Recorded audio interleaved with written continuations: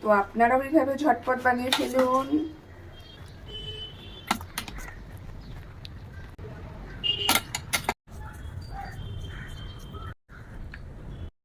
হে, সবাই কেমন আছো? আজকে বানাবো হচ্ছে মাশরুম মশলা। তার জন্য আমি নেব, কি নেব পরপর বলছি। কিছুটা আলমন্ড লাগবে, আলমন্ডটাকে আমি ভিজিয়ে রেখে দিয়েছি জলে। মটরশুঁটি নিয়েছি। মশলায় নেব হচ্ছে টমেটো কুচি, আদা কুচি নিয়েছি, ওটা বেটে নেব আর কি। কোরিয়েন্ডার পাউডার, কিউমিন পাউডার, মির্চ পাউডার, আর হচ্ছে গরম মশলা।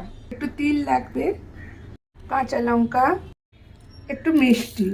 সব এক জায়গায় করে রেখে দিলাম, একবারে দিয়ে দেবো তাই। তো মাশরুমগুলোকে আমি পরিষ্কার করে নিয়েছি, নিয়ে ধুয়ে নিয়েছি। আজকে রান্না হবে সাদা তেলে, তো কড়াইতে দেবো সাদা তেল। ফোড়নে দেবো শুকনো লঙ্কা, তেজপাতা, গরম মশলা আর গোটা জিরে। গরম মশলা ছাড়া মশলাগুলো সব এবার দিয়ে দেবো একসাথে। মশলাগুলো ভালো করে এবার কষিয়ে নেব।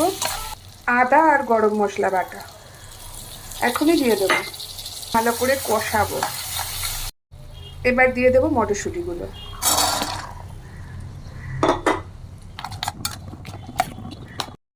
কেউ কেউ দেখবেন কি সুন্দর পিতলের বাসনে রান্না করতেছে, তো পিতলের বাসনেই রান্না করতেছে, মাটির বাসনে রান্না করতেছে তো মাটির বাসনেই রান্না করতেছে। আর আমি হচ্ছি আগ্রহের জীব। আমি হচ্ছে কি এক একটা গ্রহ থেকে এক একখানা বাসন নিয়ে আসি, কোনোটা স্টিলের, কোনোটা ফাইবারের, কোনোটা পাথরের, পাথরের নয় চীনামাটির আর কি।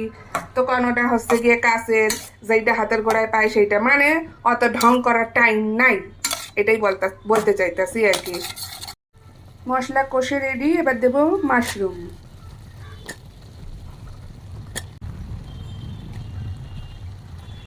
নুন,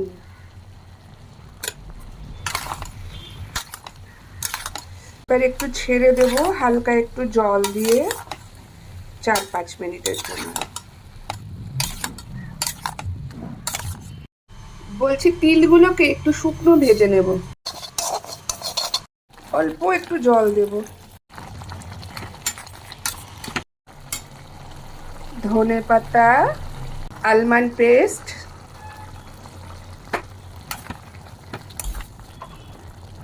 রেডি হয়ে গেছে আমার মশলা মাশরুম। খালি হলুদ ইউজ হবে না, একটু সাদা সাদা করতে চাইলে লঙ্কার গুঁড়ো দেবেন না আর কি। উপর থেকে দিয়ে দেবো ভাজা তিলগুলো। তো রেডি।